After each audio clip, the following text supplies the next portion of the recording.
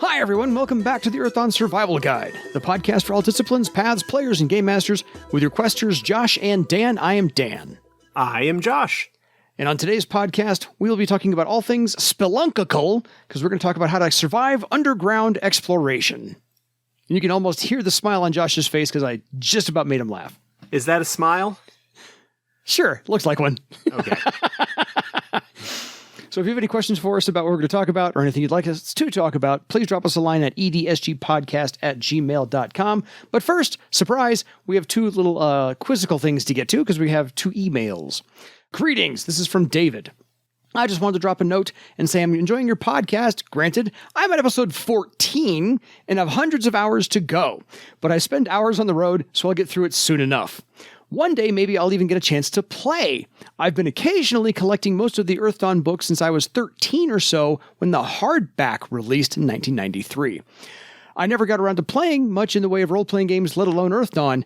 Maybe sometime soon, now that apparently online play is a thing these days.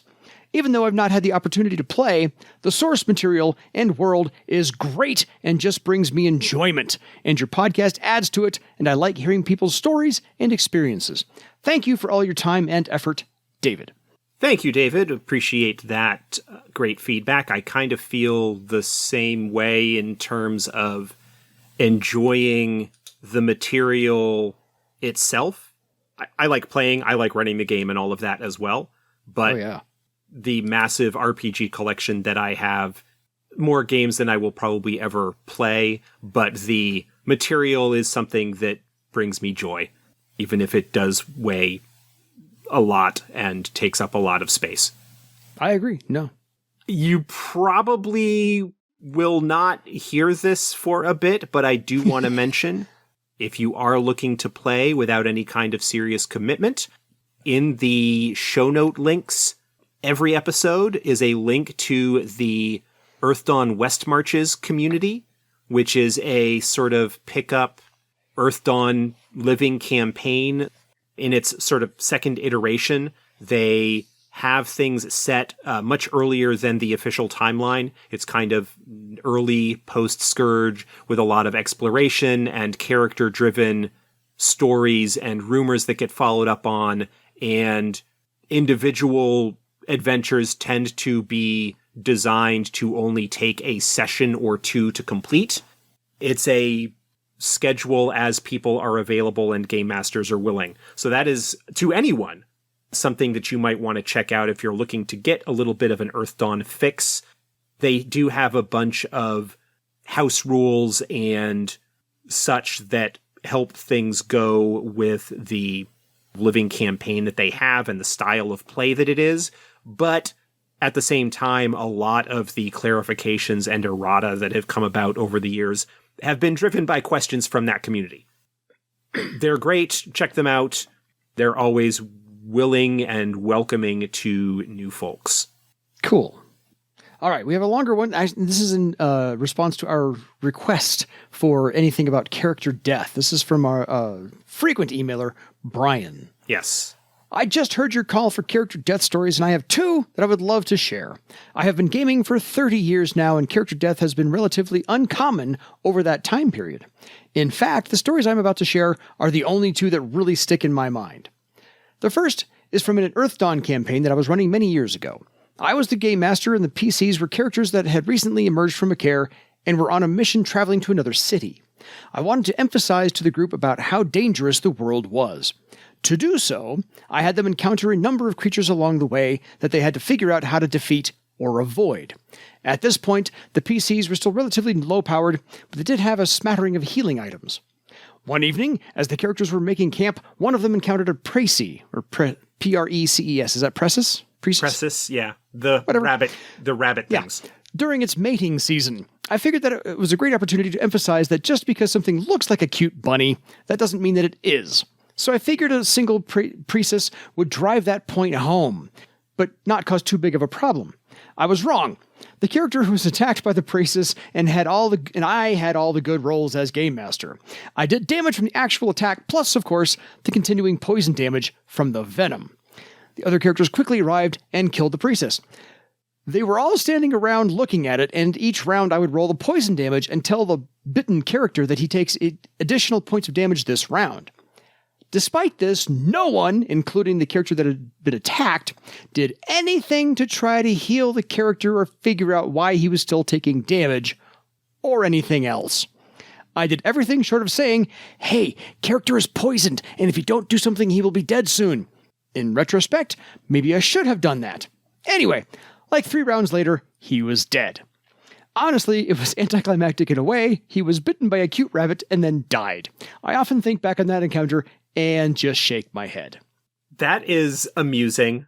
It brings to mind the common advice when it comes to dealing with mysteries or clues or investigations, and that is that sometimes you just need to give the information to the player characters, or put like 3 times as many clues as you think you might need, because they won't necessarily get all of them.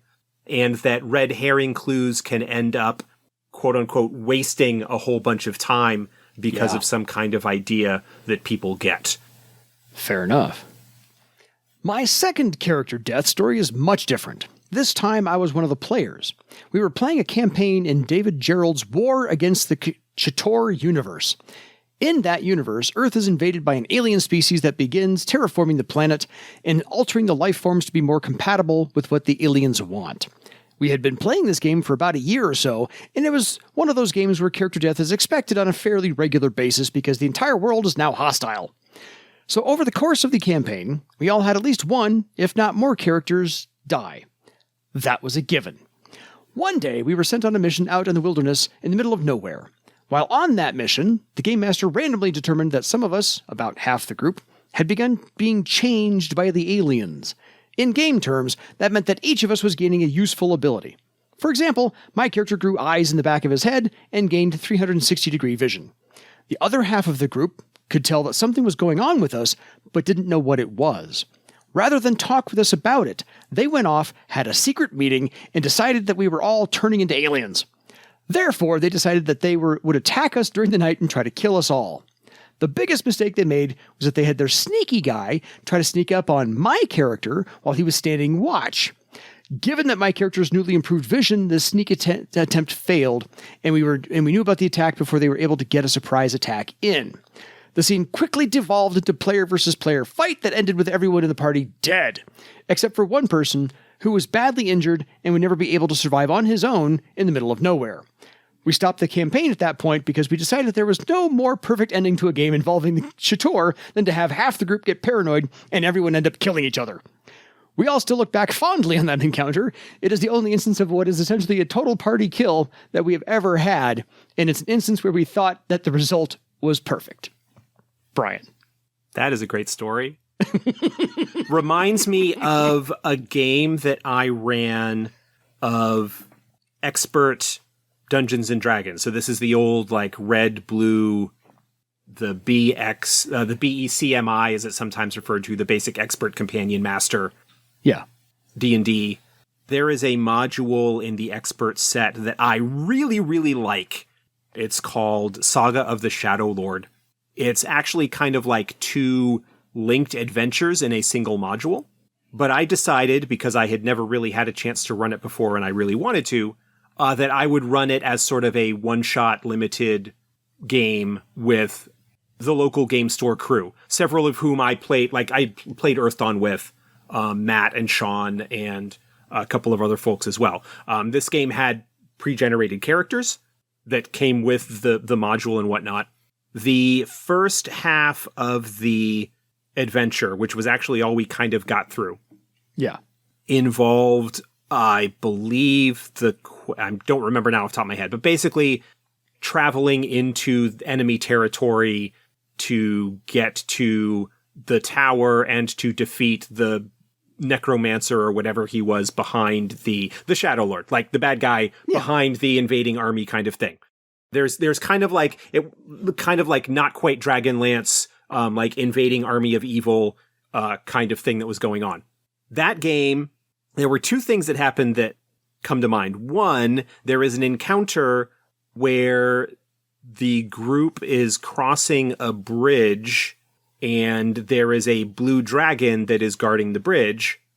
Several of the characters like charged forward to fight the dragon, and the magic user cast fireball with basically the rest of the group in the way of the explosion. Didn't actually kill anyone, but that was a foreshadowing of things to come. Always. The adventure sort of culminates in the arrival at the Tower of the Shadow Lord, which is surrounded by a Cloud Kill spell. Mm-hmm. In this edition of the game, Cloud Kill is a spell that basically it's a big, nasty, toxic fog. If you enter it, you need to make a saving throw, and if you fail, you die, and if you pass, you get through or you take a little bit of damage or something like that. Yeah. Part of the thing that was missed earlier is that the group can find a map or contact like one of the secret contacts that their kingdom has in the area and find out about a secret entrance, a secret tunnel that leads into the tower, but the entrance to the tunnel is on the outside of the Cloud Kill spell, so that they go in through the secret tunnel and basically come up in the basement of the tower and then work their way up. They didn't find out about the secret tunnel. And so they were there and they're like, well, I guess we're going to do this. After discussing quite a bit of what they were going to do, the party thief who had earlier in the game gotten a hold of one of the other characters' ring of invisibility, because he used it to scout or something like that, decided, well, heck, I'm going to do this, and charged into the cloud, but sent me a note saying, I actually slipped the ring of invisibility on and stopped just short of the cloud. Damn.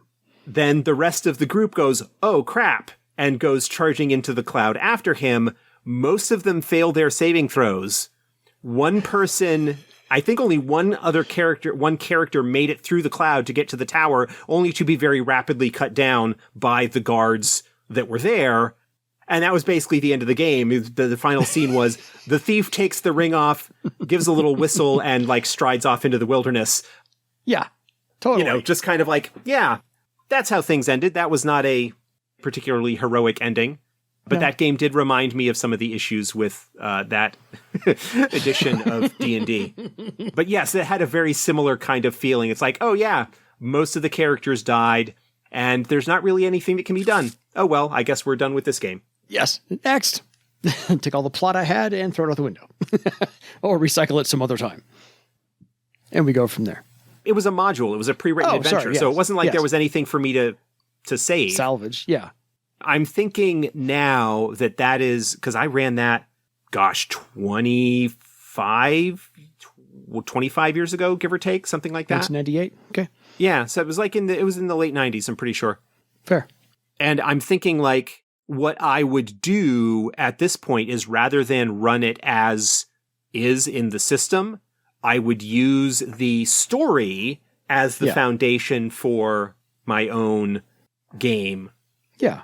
Whether I ran that in Earthdawn or D&D or something else. I don't know. Because it's like, I really kind of like the story. Yeah. I would be much better running it now because I wouldn't feel like I need to rush through stuff because it's only going to be a short-term sort of thing. Fair enough. So thank you, David. Thank you, Brian, for sending us your stories and telling us we're doing a great job. We're here for you. So keep the emails coming. We'd like to hear more of those character death stories. They're going to be fun. So on to surviving the underground exploration. So you've made it through the wastes, or you've made it through the Badlands, or you've made it through the jungle, or you've made it into the mist swamps, whatever. And you finally found the entrance to something underground that you want to explore. Not cares yet. That's a whole separate episode coming down in a little bit. Yeah, that is a specific subset of yes, it's a what subset. we're talking about here. This is sort of general spelunking and underground exploration of tunnels and cave systems and things like that. Yeah. So you found a hole in the ground you want to go into, or there's a cave, whatever. There could be peril. Who knows? My favorite entire line out of the essay on this in the Earthdawn Survival Guide book itself is, ignorant folk should never venture anywhere under the earth because ignorant folk get themselves killed down in the depths. Yeah. I love this entire chapter. That is true to this day. Yes, even if you're not playing in a fantasy game. That's just good advice, period. I can't tell you the number of 70s TV shows I watched where somebody was trapped in a cave-in. Hilariously bad That writing. and quicksand. Yes, quicksand and cave-ins, man. That's why I don't go into caves now. I'm just kidding. So the essay goes through, and basically there are 4 things to worry about when you're traveling underground. Bad air, cave-ins, the aforementioned cave-ins, floods and fire, that counts as 1, and dangerous creatures. Of course, because what's cave exploration without dangerous creatures, especially at Earthdawn? I was going to say, yeah, fantasy gaming in general, dangerous creatures are going to factor into things, even though, broadly speaking, they are not as much of a problem in actual spelunking. Yes. No 3-headed monsters or minotaurs to worry about in your mazes. Anyway, so to break them down, bad air. Well, what does bad air exactly mean? It means stale air or air you can't actually breathe. Because elementalists, by the way, say that Earth is hostile to air and smothers it. It's in that little, I can't say quatrain, but Litany of the quatrain. Elements. Yes, that one. Because fresh air doesn't necessarily circulate underground, and so therefore it gets stale, which basically means if you're down there breathing, you're inhaling what little O2 there is, and you're exhaling a lot of CO2. And just a reminder, CO2 is not flammable, but it is, you can't breathe it. That's why we have trees. And there are no trees underground. So one of those things. So without ventilation, it's really hard to recycle that air and get fresh air from above ground. So here's the thing. Cares and caves had to use air elementals to refresh their air with all those inhabitants there. That's a different episode. We will get there. But while you're down underground, be careful about your torch if you're going to use one, because that will eat up more of your oxygen than any other members of your party combined. So what you want to do when you're underground is use light quartz or any kind of moon glow spell or anything else that provides light that doesn't actually burn oxygen.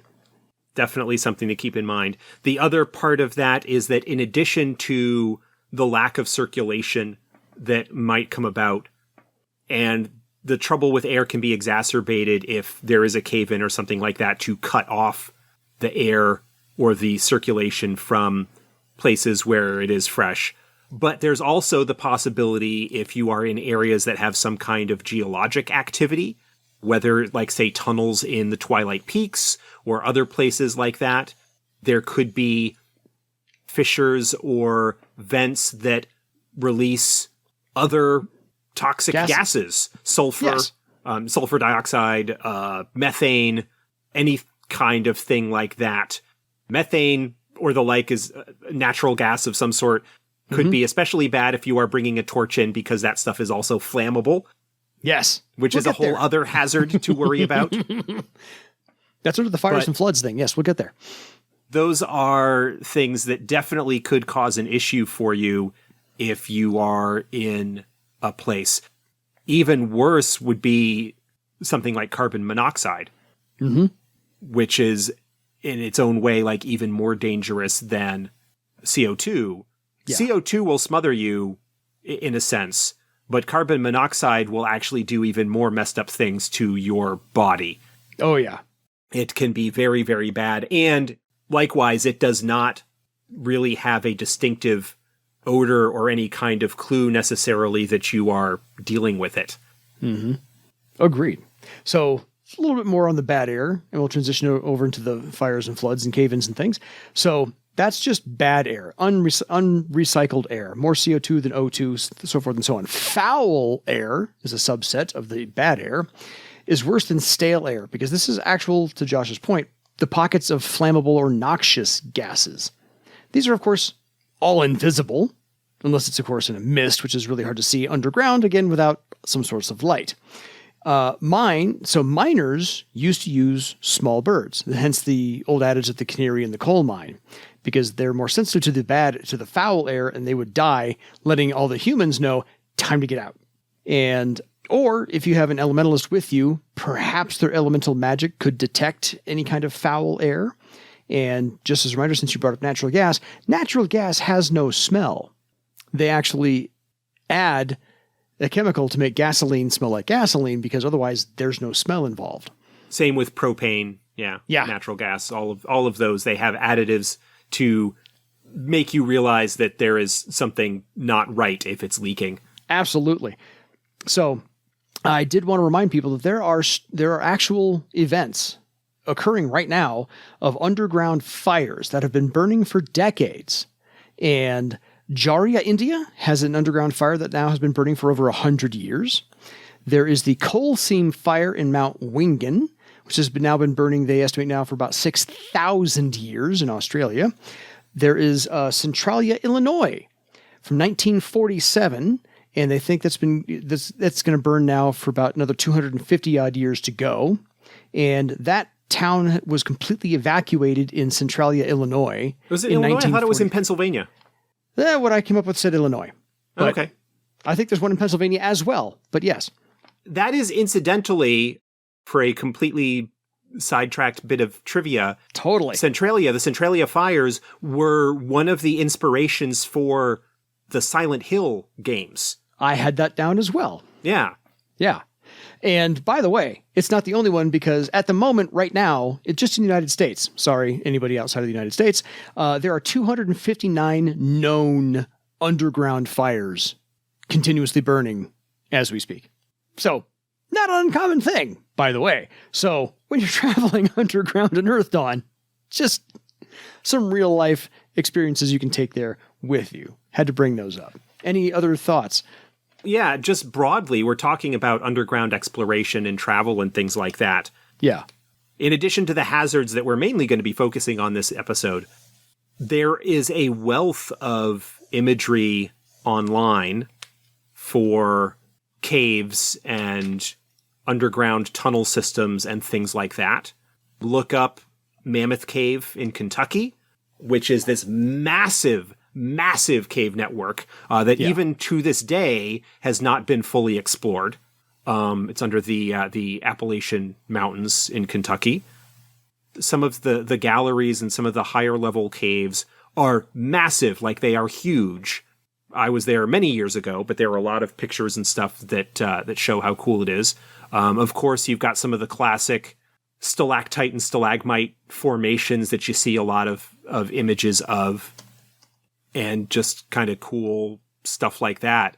And then if you want to take a bit of inspiration that maybe leads a little further into what we're going to be talking about, if horror movies are your thing, you've got The Descent, which is basically a horror movie about people who are trapped in a cave with nasty monsters that are coming after them. And it kind of deals with all of the hazards that we're talking about in this episode. Exactly.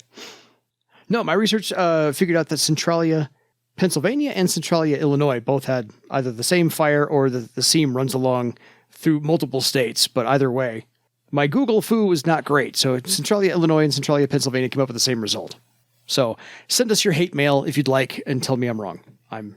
That's a hell of a seam, because there's an entire other state between two other states actually between Pennsylvania and Illinois. So I had to look at my geography. I'm like, Ohio and Indiana in there. I know. I drive through them going to Gen Con. So my Google foo was not perfect, admittedly. Okay. Anyway, Centralia came up. So on to cave-ins. The other thing to worry about, which again, if you watch TV shows in the United States in the 70s, there were a lot of people who got trapped in cave-ins, comically so, in bad TV. Anyway. Because it's an easy thing to sort of special effects wise. You build a cavey looking set and then you throw styrofoam rocks at people. Totally. It's a fairly easy kind of thing to do in terms of an effect or a challenge that you could have people involved with. And it's easy to write off a character for like an episode or so. Although they're trapped, we'll, deal with everything outside the cave. Whatever.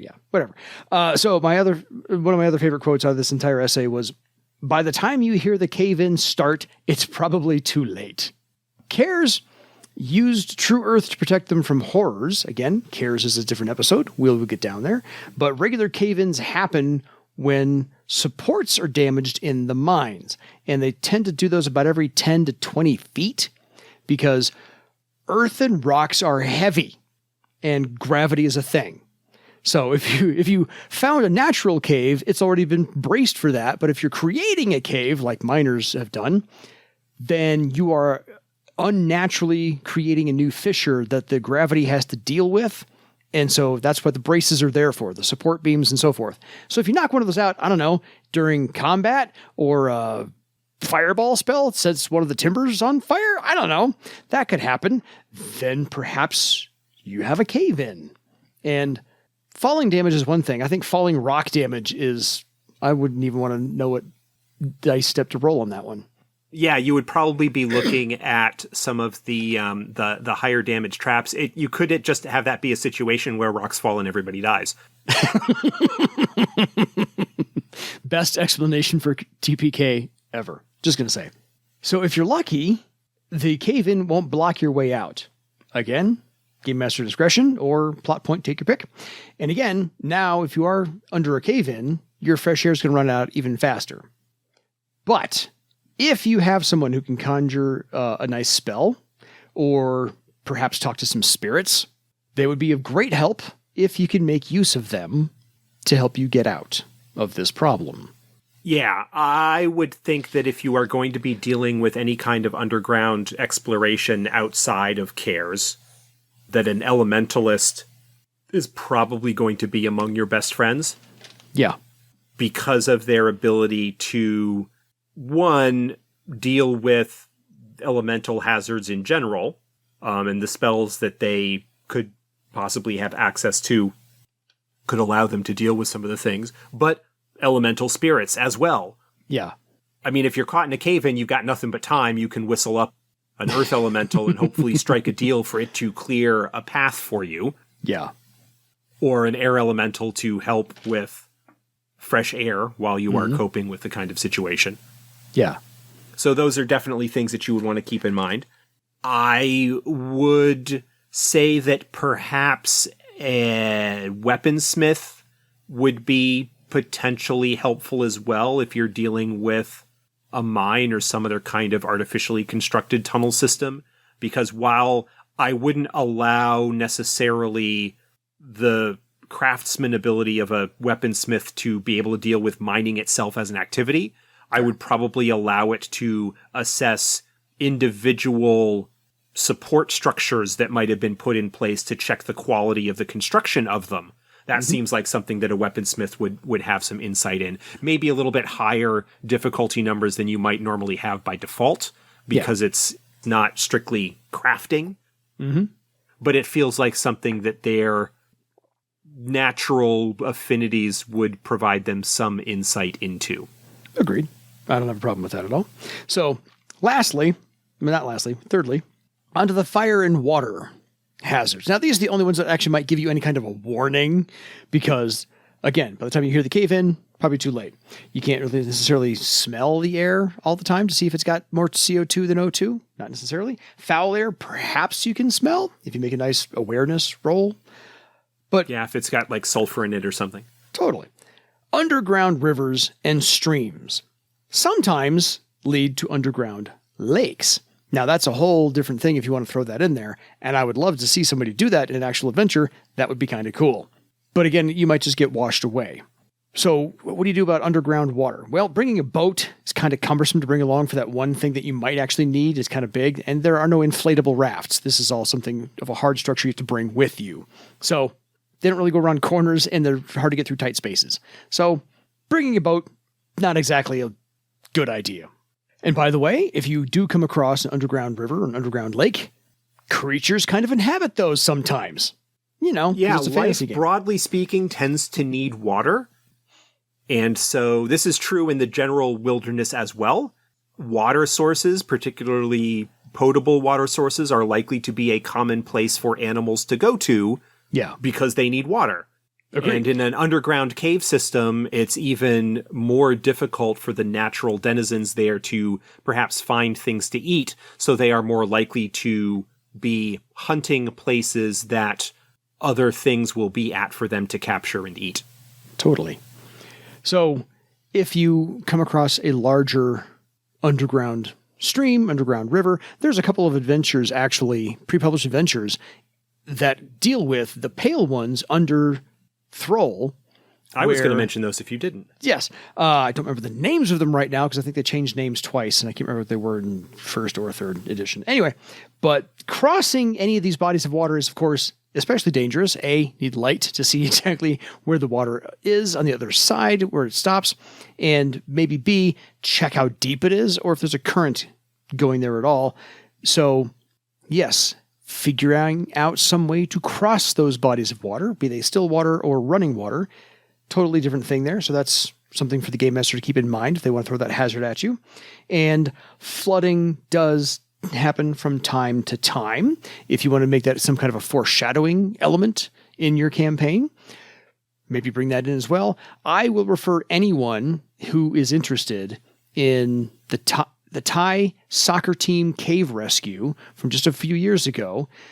Ron Howard made a movie on it, A, and B, if you want to see what that cave actually looks like, the History Channel has a Drain the Oceans episode dedicated to the Thai cave rescue where they mapped that cave in 3D.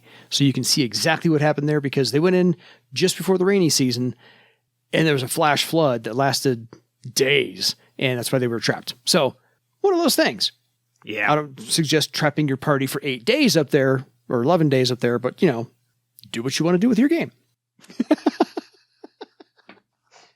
One of the additional resources that I would suggest to people if you're looking for even more information on the hazards and such that you might encounter with spelunking and cave exploration and tunnels and whatnot, whether mines or natural caves or whatever, is the old first edition AD&D book, The Dungeoneer's Survival Guide. Oh, there you actually has quite a bit of information on underground exploration. A lot of the mechanics obviously won't be of particular use to Earthdawn players, but they will still give you an idea of how things work.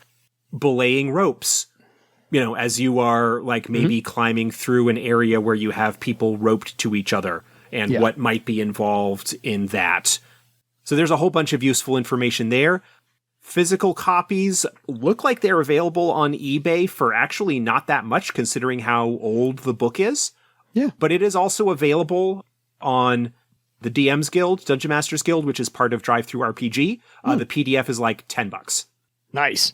Definitely worth looking into if that's something that is of interest. I actually have a copy on my shelf. Because you do. Of course I do. But yeah, it's an interesting little book and does talk quite a bit about some of these sorts of topics that we've covered a little bit briefly today. Fair. And so that takes care of water. The last one, of course, is fire.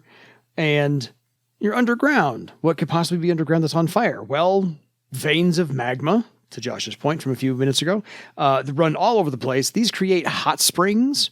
So perhaps you're forewarned by the heat of the air getting warmer, or maybe you're smelling sulfur, which is what hot springs are mostly made of. And occasionally there might be some weakened walls will burst forth. This is actually from the essay itself. And magma will flow through. I mean, that's kind of one of those, that's a rocks fall and everybody dies type thing. Magma just bursts through the wall. It finally got there just right when your characters happen to be there. Sure, that's a coincidence. I believe that. So that may happen. That's mostly about fire, other than occasionally if you are bringing a torch along, dumb idea, it will set one of those pockets of explosive gas on fire, and that'll be fun. That one I know is a trap in one of the Earthdawn published adventures, because I used that. Yeah, there are some example hazards and traps in the back part of the survival guide. There is a sample explosive gas trap, for example. Yeah. It's got some suggestions on handling unbreathable air and cave-ins. The survival guide is a first edition book, so not all of the mechanics will be necessarily easily convertible one for one, but it will definitely give you I think a reasonable starting point for looking at that sort of thing. The other issue with fire is that while, unlike, say, in a forest or a town, where there is lots of stuff that is flammable, you might think that down in a cave system where things are mostly like rock and earth, that there's not a lot to burn. Although, again, we talked about pockets of natural gas or coal or anything like that. The problem with a cave is that if something is on fire down there, your exit options are a lot more limited. Yeah. There's usually two directions, forward and back. Yeah. And that's, again, not even factoring in that fire will consume oxygen and make things even worse. Yeah, because there's smoke. Smoke consuming the oxygen in general. Mm-hmm. Fire, broadly speaking, is a bad thing. Yeah. As Frankenstein's monster let us know so many years ago. Fire kills bad. Everything. Yes. Underground, it kind of makes an awkward situation even worse. Yes, because the only other thing that's flammable down there is your stuff. Yeah. So it'll take care of that right there. So lastly, we've covered bad air, foul air, cave-ins, fire, floods. Dangerous creatures is all we have left. And so here's a very, very, very short list, which is shadowmants, krill worms, gargoyles, cave trolls, it's right there in the name, horrors and constructs naturally, brythons, things like that. Now, most of these creatures don't hunt by sight because they're used to being underground. And so visual cortex isn't going to work at all. So they hunt by scent.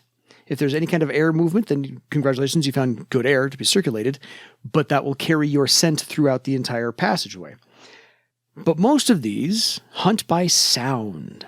And every little thing every little thing you carry, every little thing you jostle, every little footstep you make will make some kind of a sound to echo all the way long distances underground, because sound travels for quite a distance. And it bounces very well off of hard surfaces. Yes, it does, as we know from recording. But otherwise, some of these may actually hunt by heat sight or astrally. And by the way, if you're fighting something else, noise of any combat may attract some of these animals to feed on the losers. Yeah. Because the scent of blood. In addition to sound just generally bouncing really well off of hard surfaces, with enclosed tunnels and caves and whatnot, you can get some really nice acoustics set up that will amplify, essentially, any sound that does get produced to carry it quite a ways. And in an environment where sound can be a giveaway, a lot of animals have adapted to not produce a lot of sound.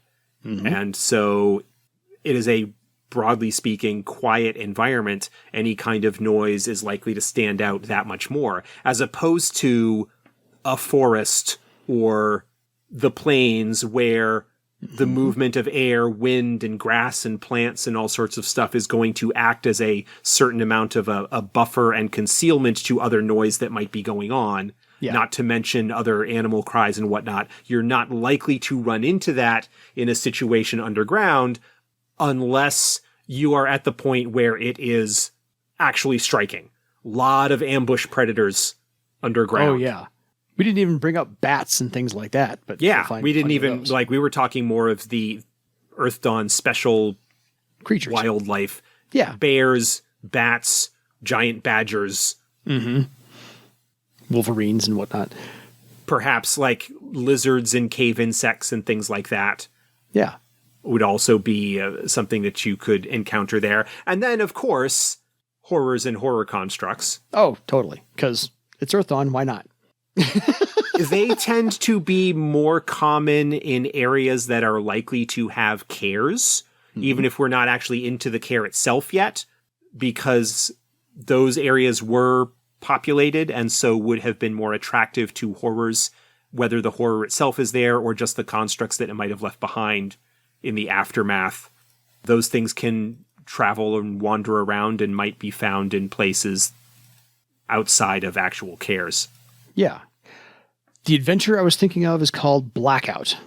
Yes, that's one of them. That's one of the old Thrall adventures where they're ends up investigating a horror that's causing darkness within a certain area. Absolutely. And it's planning on gorging itself by eradicating the structure underneath a part of the city of Thrall, in the mountain, and then gorging in all the death and despair as far as that's concerned, because it doesn't want to do this slowly. It likes to gorge and then wait. So that's kind of the long game. And the other one is Pale River. which takes place underneath Thrall as well, and has the Pale Ones to Strang culture as well. So those are the two that I was thinking of. There's also West Thrall's Passage. Is that Pale River? Is that the same one, just a different name for it? I think it is. The adventure where the group is hired to try and track back the underground channels that Judean West Thrall used to help alleviate the siege of Thrall during the First Theron War. Yes, I think it's the same adventure, just retitled. Because there's two. There's the one where there were two Pale Ones adventures. There's that one where they're trying to follow West Thrall's Passage. Right. Then there's the one where they come across a Pale Ones village that has been dried up. The water is dried up because that's a different one. That's Pale River. That's Pale River, yeah, because there's something going on that's kind of preventing the water from getting down and is causing problems for that particular village. Exactly. So there's 3 underground adventures, pre-published adventures for Earthdawn right there. I don't know of any more, but those are those 3 we can think of. So, not bad. So, any final thoughts on underground exploration that is not involving cares? No, I think I've talked about everything that sort of came to mind when I was thinking of underground stuff. Yeah. Sources of inspiration and whatnot. If there's anything that seems obvious to other folks that we may have missed, please send us an email. Let us know. Absolutely. So that we can talk about that and share it with others and put it on our list of helpful references. I have the 13th Warrior with Antonio Banderas. Some of that takes part in a cave. And then I have Rambo, First Blood. I actually have First Blood, Sylvester Stallone. He gets trapped in an underground cave with a torch, and he gets his way out by following the water. Anyway, one of those things. So it's like 5 minutes of scene time, whatever, screen time. Anyway, so until next time, folks, stay out of underground cave exploration in real life for your real legend. Good night, everybody.